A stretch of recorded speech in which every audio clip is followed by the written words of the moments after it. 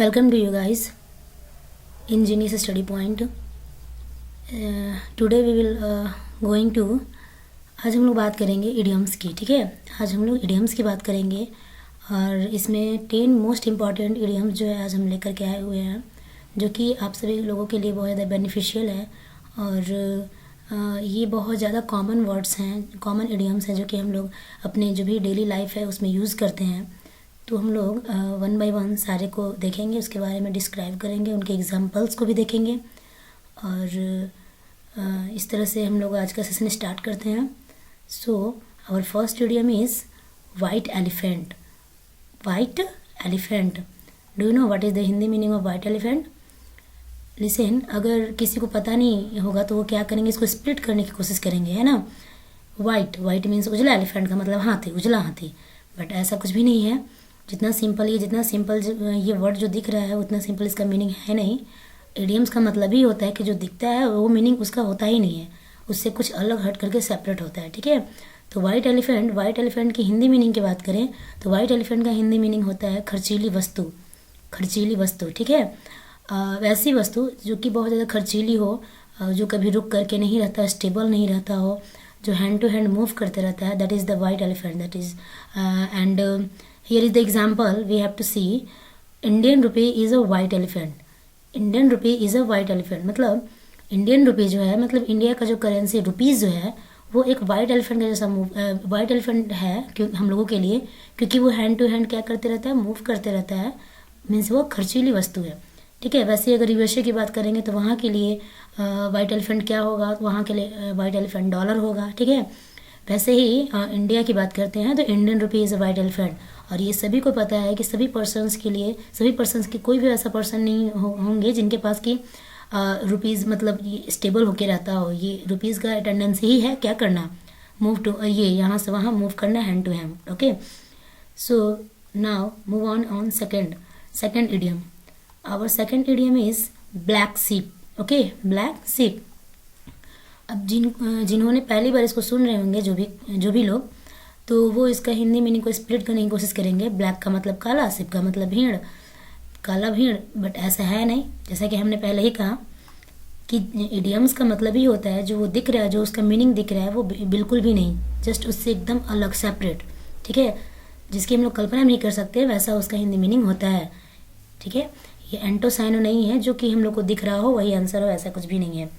इसलिए इडियम्स हमारे लिए बहुत इंपॉर्टेंट हो जाता है. और अगर प्रैक्टिस में हम लोग नहीं रहेंगे तो फिर इडियम्स को हम लोग सही पहचान भी नहीं पाएंगे, उसका मीनिंग नहीं निकाल पाएंगे. So second number is black sheep. Okay, black सीप का मतलब होता है हिंदी मीनिंग बदकिस्मत. ओके, बदकिस्मत का मतलब जिसका लक साथ न दे, जो कि अनलकी होते हैं, दैट इज़ द ब्लैक सीप. जैसे कि एग्जाम्पल यहाँ आप देख पा रहे होंगे स्क्रीन पे, keep patience, this is your black sheep. Keep patience, this is your black sheep. धैर्य रखो, ये तुम्हारी गलती नहीं है. ये किसकी गलती है? ये तुम्हारी किस्मत की गलती है, तो तुम्हारी बदकिस्मती है. ठीक है, ऐसा हम लोग जनरली अपने बोलचाल जो भी है कम्युनिकेशन स्किल में हमेशा बोलते ही रहते हैं. किसी को अगर मतलब होप देना हो तो उसे हम लोग बोलते ही हैं कि धैर्य रखो, ये तुम्हारी गलती नहीं है, तो तुम्हारी बदकिस्मती है, इसकी वजह से ऐसा हुआ. अगर किसी के साथ कुछ बुरा होता है तो उसको सांत्वना देने के लिए हम लोग ऐसा बोलते हैं. ठीक है, तो एग्जाम्पल इज़ की patience, this is your black सीप. आप देख पा रहे होंगे कि इडियम्स का यूज़ हम लोग अपने बोलचाल में कैसे करते हैं, कहाँ पे इसका प्रॉपर प्लेस होता है, कहाँ पे इसको यूज करना है. ठीक है, सिर्फ इडियम जान लेने से ये ऐसा तो नहीं है कि हम लोग इसको विदाउट सेंटेंस ही यूज करेंगे, ऐसा भी नहीं है. अगर हम इडियम अगर पढ़ रहे हैं तो उसको ये एग्जाम्पल में सेंटेंसेज में कैसे how to use, we have to also learn this. Okay, so now we will move on in third idiom. And our third idiom is smell the rat. What is smell the rat? Okay, smell the rat इसका Hindi meaning होता है ये ऐसा भी नहीं है कि आप स्मेल का मतलब सूंघना और रैट का मतलब चूहा, ऐसा कुछ मीनिंग खुद से निकालेंगे तो वो फिर अगर वैसे स्प्लिट करके आप करने की कोशिश करेंगे तो आपका रॉन्ग हो जाएगा. Smell the rat, it means इसका हिंदी मीनिंग होता है दाल में कुछ काला होना. क्या होता है? दाल में कुछ काला होना. ओके, दाल में कुछ काला होना. जैसे ये भी बहुत ज़्यादा ट्रेंडिंग में इडियम रहता ही है, जैसे कि हम लोग अपने बोलचाल की लैंग्वेज में हमेशा वर्ड यूज भी करते हैं. स्मेल द रैट मतलब कि डबियस, जिसमें कुछ ना कुछ डाउट हो, जो हम लोगों को डाउटफुल लगे, that is the smell the rat. ठीक है, let's see the example. I believe there is smell the rat. मुझे लगता है या मुझे विश्वास है कि दाल में ज़रूर कुछ काला है, ऐसा हम लोग बोलते भी हैं। ठीक है, I believe there is smell the rat, मुझे विश्वास है कि दाल में ज़रूर कुछ काला है। अगर आपको कुछ अगर हम लोगों को कभी भी कुछ क्या गड़बड़ लगता है, डाउटफुल होता है हमारे लिए, तो हम लोग इस इडियम का यूज कर सकते हैं, smell the rat. Okay, I hope आप लोगों को ये सारे जो हैं कुछ अलग, मतलब कुछ तो अलग लग ही रहे होंगे। अब हम लोग फोर्थ की ओर मूव करेंगे। Fourth number is a red letter day. What is a red letter day? और एक और सेकंड इडियम है, जस्ट यहाँ आप देख पा रहे होंगे, gala day. What is gala day? And the Hindi meaning of the both of the idiom is just the same. दोनों के जो मीनिंग्स हैं, वो हिंदी मीनिंग की बात हो या फिर इंग्लिश मीनिंग की ही बात हो, बोथ आर द सेम। ठीक है, आप यहाँ ब्रैकेट में देख पा रहे होंगे कि रेड लेटर डे या फिर गाला डे का मीनिंग होता है the day of celebration, the day of celebration. ठीक है, खुशियों का दिन। जैसे कि ऐसा कुछ ऐसे भी डेज होते हैं जो हमारे लाइफ में, जो कि हमारे लिए खुशियों का दिन होता है, that is the gala day और that is the red letter day. Okay, जैसे कि एग्जाम्पल आप देख पा रहे होंगे, 1st of January is a red letter day for us. Do you know 1st of January क्या होता है? New year. ठीक है, और न्यू ईयर जो होता है सभी के लिए सेलिब्रेशन का डे होता है। So 1st of January is a red letter day for us. 1st of January जो है वो हम सभी लोगों के लिए एक बहुत ही सेलिब्रेशन का, खुशियों का दिन होता है। ये इस सेंटेंस का हिंदी मीनिंग हुआ। ठीक है, आई होप आप लोगों को ये सब जान करके कुछ अच्छा लग रहा, अच्छा फील हो रहा होगा। सो नाउ 5 नंबर, जो 5th नंबर जो इडियम है वो आपको स्क्रीन पे दिख रहा होगा, बैड आयरन। ठीक है, सबसे पहले हम लोग का प्रोनाउंसिएशन भी सही करने आना चाहिए। ठीक है, bad iron it means, bracket में आप देख पा रहे होंगे, बैड लक। ठीक है, बैड लक, लक का मतलब क्या होता है? भाग्य, किस्मत। ठीक है, बैड लक, जैसे कि जिसका लक सही नहीं हो, मतलब जिसका लक साथ न दे रहा हो, जिसका लक अच्छा नहीं हो, जो अनलकी हो, उसको हम लोग क्या बोलेंगे? बैड आयरन या फिर बैड लक। ठीक है, जैसे एग्जाम्पल आप देख पा रहे होंगे, Riya failed due to her bad iron. Riya जो है वो फेल हो गई, क्यों? अपने बैड आयरन, अपने बैड लक के वजह से। उसने तो खूब मेहनत किया, लेकिन एक लक जो है उसका वो साथ नहीं दिया। उसने अपनी तरफ से पूरा फुल एनर्जी लगा करके प्रिपरेशन किया, बट उसके बाद भी वो क्या हो गया? The contrary, she was failed. ठीक है, वो फेल हो गई। And Riya failed due to her bad iron, किसकी कमी की वजह से? अपने बैड लक की वजह से वो फेल हो गई। ऐसे हम लोग सेंटेंस में इडियम्स का यूज करेंगे। ठीक है, now let's C 6 number. 6 number is blow your on trumpet. Blow your on trumpet. ठीक है, ब्लो योर ऑन ट्रम्पेट, आप यहाँ ब्रैकेट में इसका मीनिंग देख पा रहे होंगे, अप्रिशिएट योर सेल्फ। इसका मीनिंग क्या होता है? Appreciate your self. Okay, appreciate का मतलब क्या होता है? अप्रिशिएट का मतलब होता है तारीफ करना। जैसे आपने अप्रिशिएशन सुना ही होगा, अप्रिशिएट का मतलब तारीफ करना।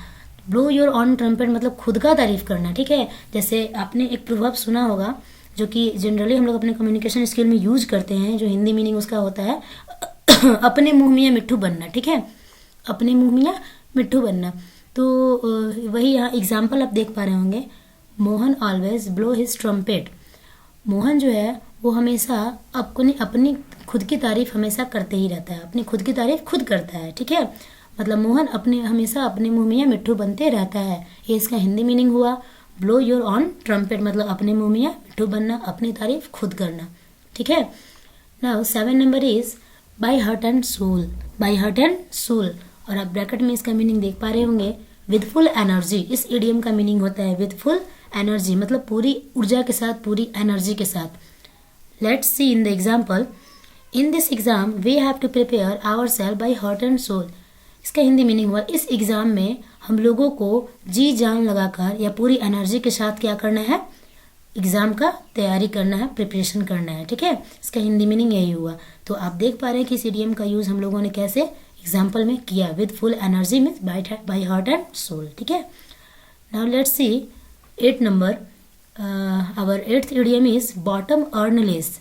एट फर्स्ट हमने पहले भी बताया है कि पहले हम लोगों को प्रोनाउंसिएशन सही होनी चाहिए, पहले रीडिंग का हैबिट होना चाहिए, उसके बाद ही उसका हिंदी मीनिंग हम लोग जान पाएंगे। ठीक है, बॉटम अर्नलेस, इसका हिंदी मीनिंग होता है बिना पेंदी का लोटा। ये तो आप लोगों ने बहुत ही सुना होगा हिंदी में, बट इंग्लिश शायद ही कुछ लोग यूज कर पाते हैं। बॉटम अर्नलेस। ठीक है, बॉटम अर्नलेस का मतलब होता है बिना पेंदी का लोटा। जैसे आप समझ पा रहे होंगे कि एक ऐसा पर्सन हो, एक ऐसा बंदा जो कि कभी अपना माइंड का यूज़ नहीं करता है। अगर दो पर्सन उसको, जैसे अगर फर्स्ट पर्सन कुछ बोल रहा है तो उसमें भी वो एग्री होगा, सेकंड वाला भी कुछ बोल रहा है तो उसमें भी वो एग्री होगा, मतलब खुद का कोई सेंस नहीं लगाना, खुद का कोई समझ नहीं लगाना, that is the bottom on list, ठीक है। Example is Ravi is a bottom on list person. Ravi एक ऐसा बंदा है, ठीक है, एक ऐसा पर्सन है जो कि क्या करता है, बिना पेंदी के लोटा का जैसा, कहने का मतलब खुद का दिमाग नहीं लगाता है, कभी इसकी बात पे भी राजी होना, उसकी बात पे भी राजी होना, that is the bottom on list, ठीक है। लेकिन जो वैसा पर्सन जो खुद का माइंड चलाता हो, खुद का सोच समझ रखता हो, वो कभी ऐसा वर्क कर ही नहीं सकता। तो Ravi is a bottom on list person. Now see the ninth number idiom is for the god sake. For the god sake, ठीक है। फॉर द गॉड सेक का हिंदी मीनिंग होता है भगवान के खातिर। फॉर द गॉड सेक का मतलब भगवान के खातिर, ठीक है। जैसे ये एक फिलर्स के जैसा भी यूज हम लोग कर सकते हैं, जैसे तुम्हारी खातिर होगा, तुम्हारी खातिर, for you god, for the you sake, इस तरह से भी, for the his sake, for the her sake, for the your self sake, इस तरह से। तो फॉर द गॉड सेक का मतलब भगवान की खातिर।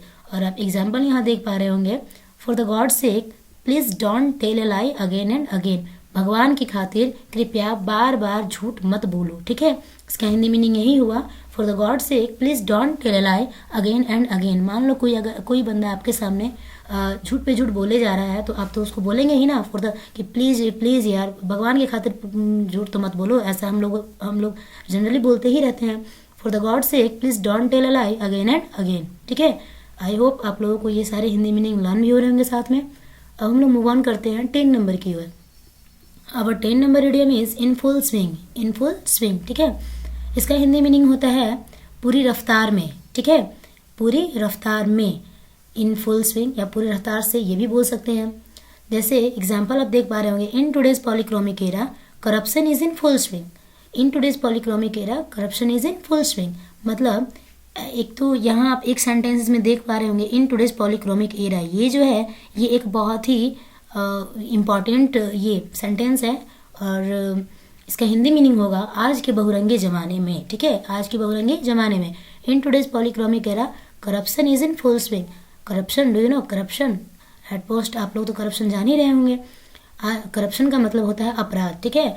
तो in today's polychromic era corruption is in full swing. आज के बहुरंगी जमाने में अपराध जो है वो पूरी रफ्तार में है, पूरी रफ्तार पकड़े हुए है, ठीक है, पूरी रफ्तार में है। In today's polychromic era corruption is in full swing. आज के बहुरंगी जमाने में अपराध जो है, करप्शन जो है, पूरी रफ्तार में है, पूरी रफ्तार पकड़े हुए है, पूरे ट्रेंडिंग में है। ये कोई पहले जैसा नहीं हो गया है, मतलब ये बहुत ज़्यादा पॉपुलर हो गया है, कहने का मतलब कि ये कॉमन हो चुका है, ठीक है। यही था हमारा आज का जो था सेशन। उसमें आप देख पा रहे होंगे कि हम लोगों ने 10 जो इम्पॉर्टेंट इडियम्स है उसके बारे में हम लोगों ने डिस्क्राइब किया यहाँ पे। आई होप आप लोगों को ये सारे इडियम्स का मीनिंग समझ में आ गया होगा, and how to use in our daily languages, in our communication, इसका भी कुछ आइडिया मिला होगा। और at last thanks for watching everyone, and ऐसे ही और वीडियोस पाने के लिए आप लाइक सब्सक्राइब करें मेरे चैनल को। Have a good day, thank you everyone.